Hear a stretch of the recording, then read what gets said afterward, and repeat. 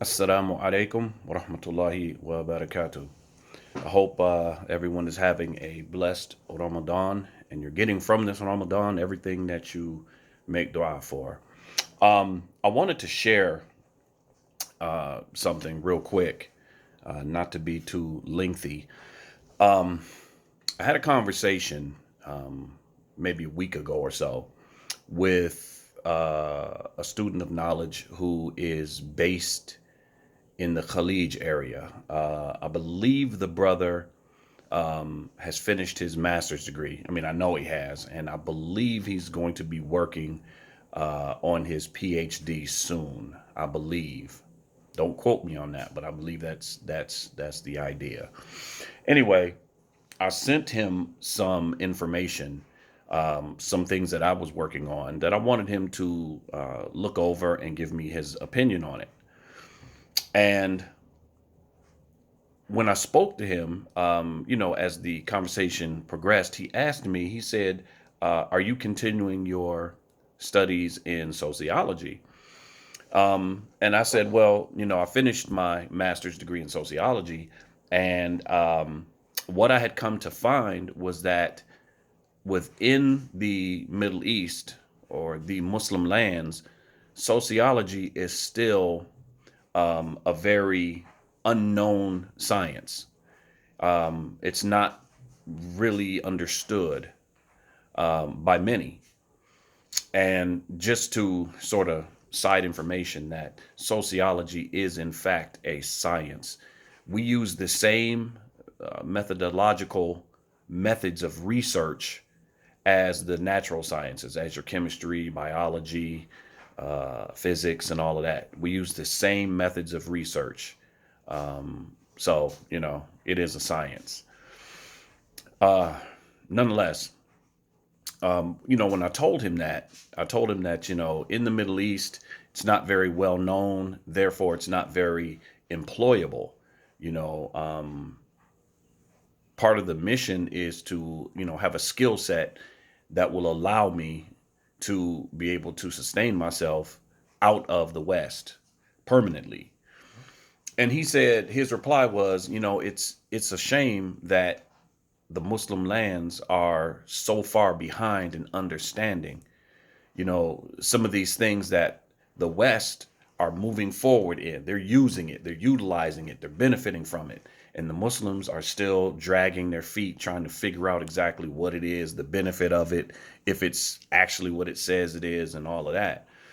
So, therefore, I switched and I'm doing a degree in Islamic education in one of the Islamic universities. It's a PhD degree, and one of the things that I'm looking at is the correlation between curriculum and creating leadership, Islamic leadership, qualified um, Islamic leadership. Now, what I'm going to go over here has cross application. It can cross over into other areas of study, racially, ethnically.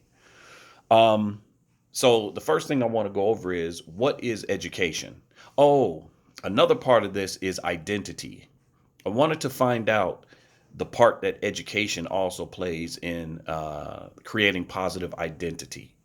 So I'm in the process. I'm still sort of brainstorming this and trying to figure out how to narrow it down and sort of integrate the leadership perspective and the identity perspective. So sort of bear with me here. Education is defined as it transmits attitudes, knowledge, beliefs, values, norms, and skills to a society's members. Now, there's a difference between education and schooling. Schooling is formal training and instruction provided in a classroom setting, and that does include trade schools as well. Now, education will have there's a manifest function and a latent function of education. Manifest function. Some of the manifest functions of education Um, it means those things that are open-ended and visible. It is the goal of education. So if something, the manifest function of something is the goal, what is the point of it? What is it setting out to do? A few of the manifest functions of education. Schools are socialization agencies that teach children how to get along with others and prepare them for adult economic roles. Education transmits knowledge and culture. That's key. And culture. Schools teach reading, writing, and counting. They also instill cultural values that encourage competition, achievement, and in the West, democracy. Similar values increase cultural integration, the social bonds that people have with each other and with the community at large.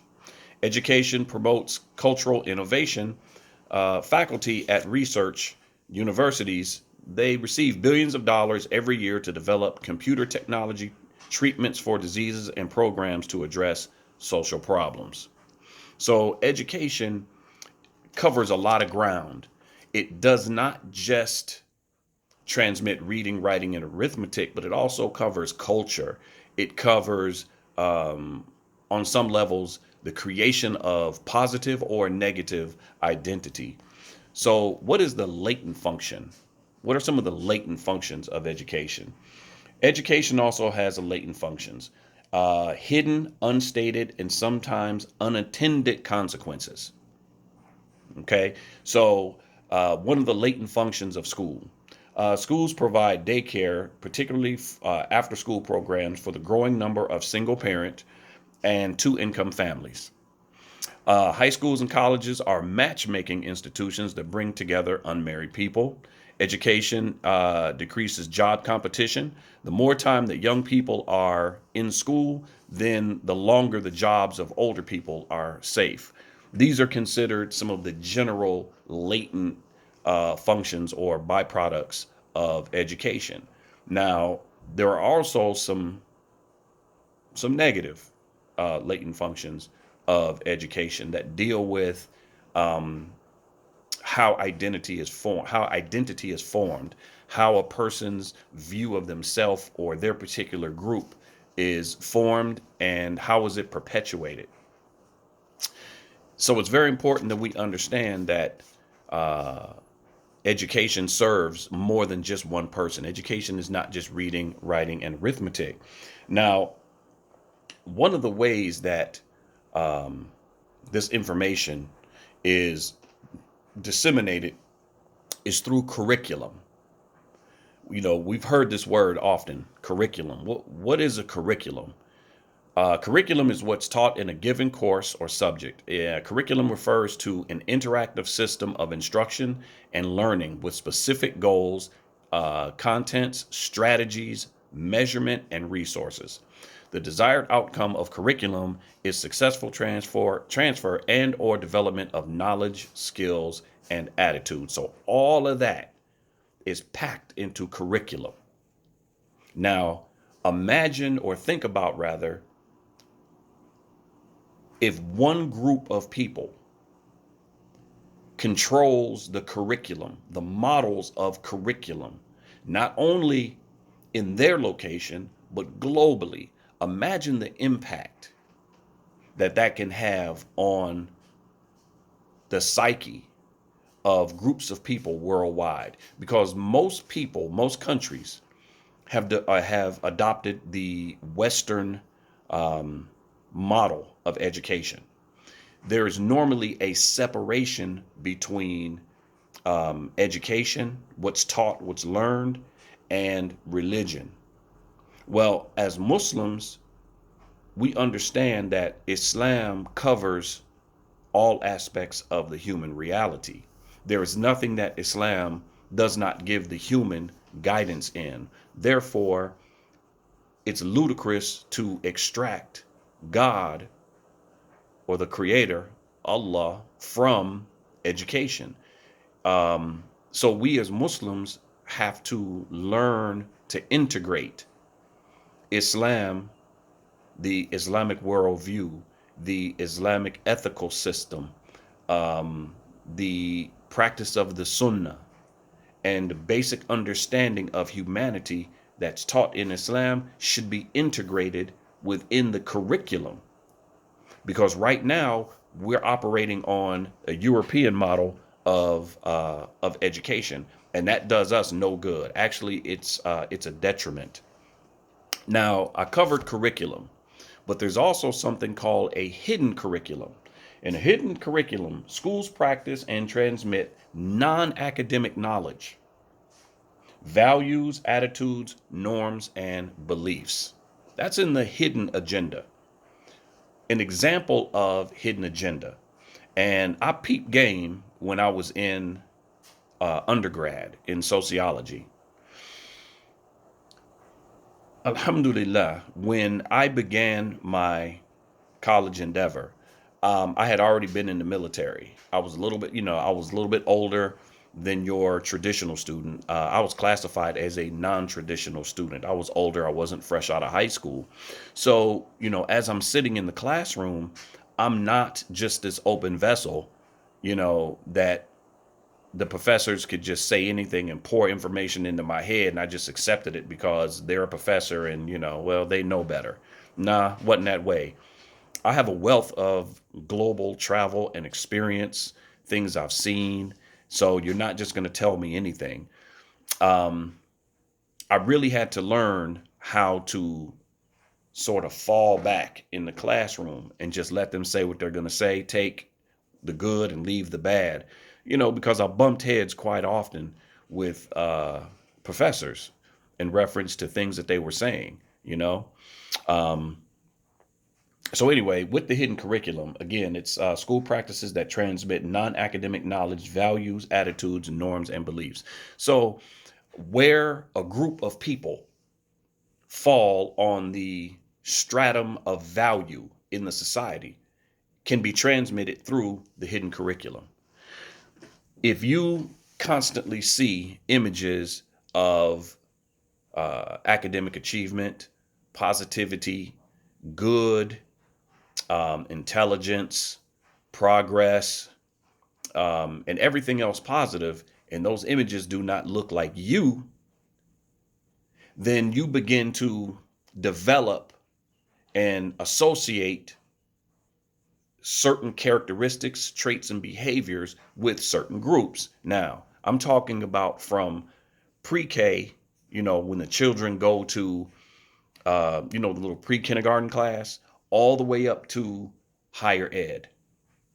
If you are fed images of good and bad, and you develop an idea, if someone says a person that's intelligent, and the first thing that pops in your head is an image that is the opposite of you, we have a problem. If the first thing that pops into your head when someone says criminal, or if someone says less than, if someone says underachiever, undereducated, and the first thing that pops into your head is something that looks like you, then we have a problem. So it's important that we get a grip on this.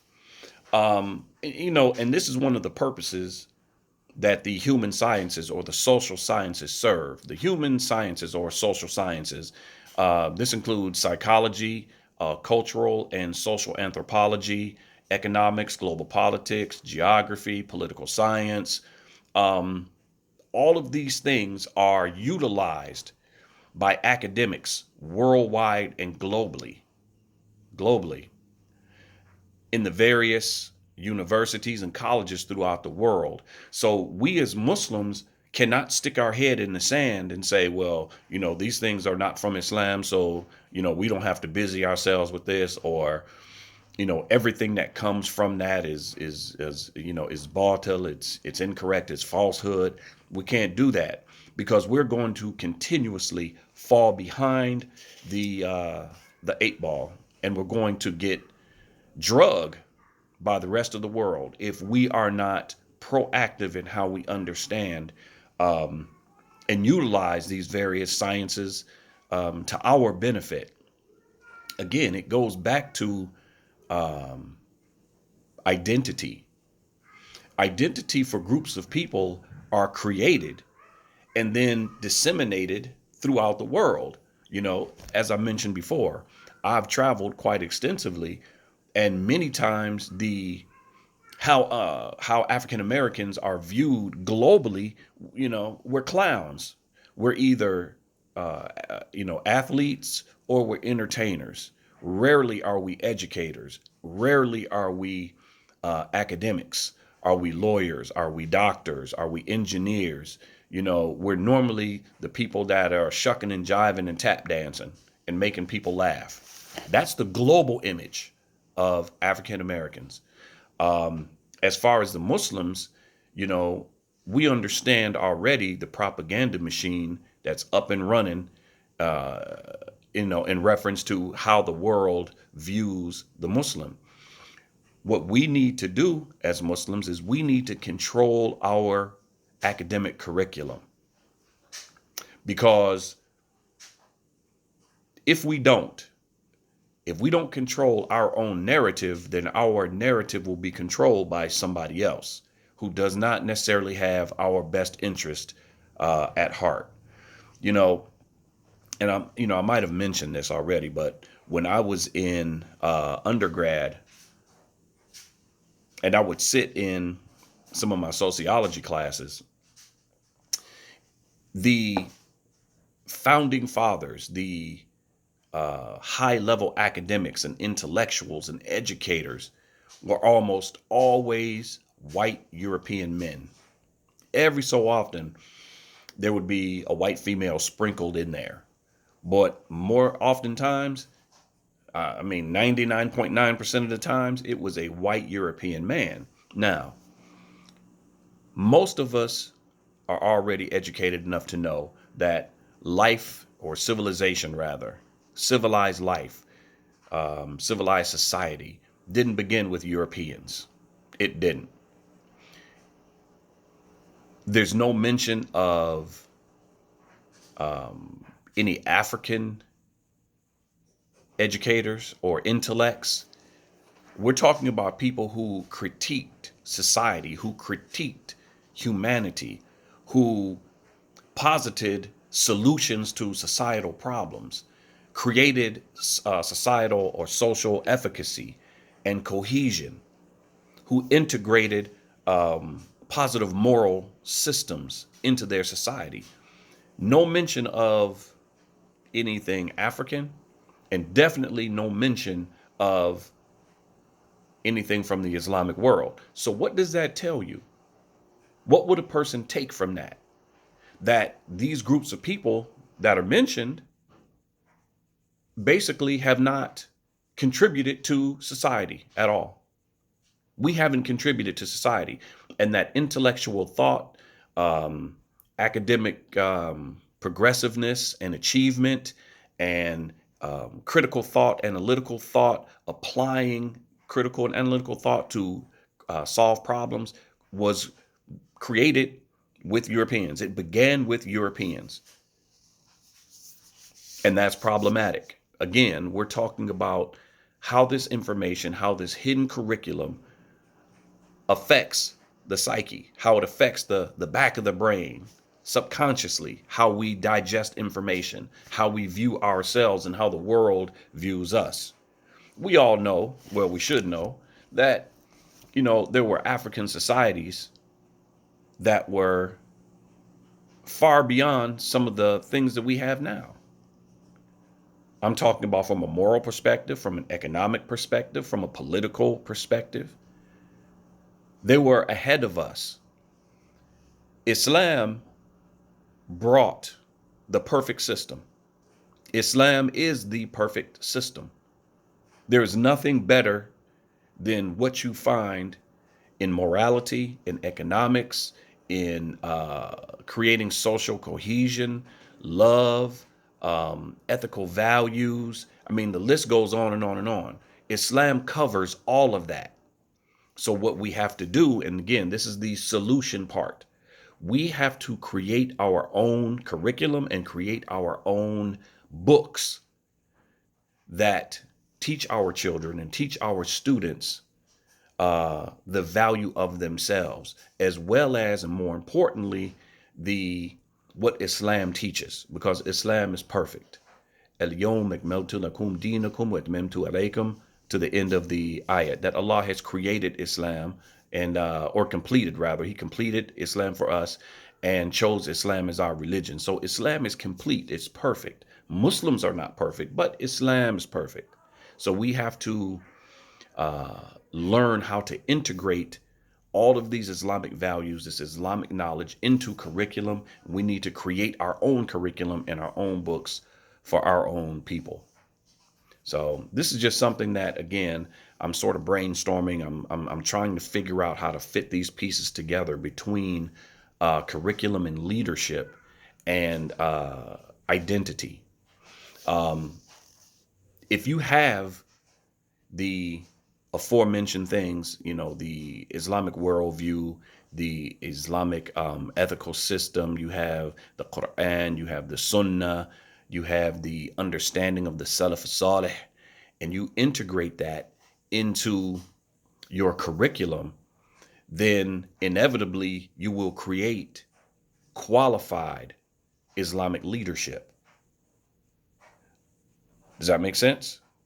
If you have Islam in your curriculum, then you're going to create leadership. Leadership is going to spring from that, and it's going to be the basis of it, or the asl of it, is going to be Islam. We have to change how our leaders think and how our leaders move. And the only way that's going to happen is by starting with the young and raising them upon this blessed deen of Islam. So I will leave it there. Please, if you have any questions, feel free to ask questions, comments, subscribe. If you find benefit in this, pass it on. Any mistakes that I made are from myself and the shaitan. Anything from good is from Allah. If I did make any mistakes, please feel free to correct, bring it to my attention, as I am not perfect. And I'm just a student trying to benefit, the ummah as much as I can, and benefit humanity as much as I can. So I am, and this is a work in progress. So again, please bear with me.